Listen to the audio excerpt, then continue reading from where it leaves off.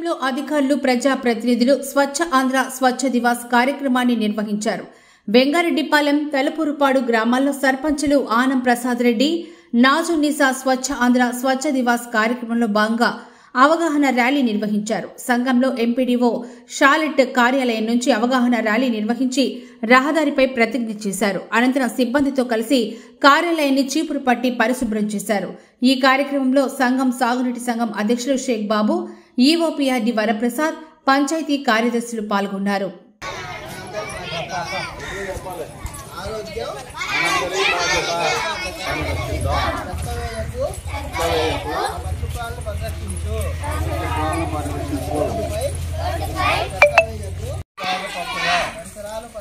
పరిసరాలు పచ్చగా మన జీవితాలు పచ్చగా ప్రపంచాన్ని రక్షిద్దాం. రోడ్డుపై చెత్త వేయకు పర్యావరణాన్ని పాడు చేయకు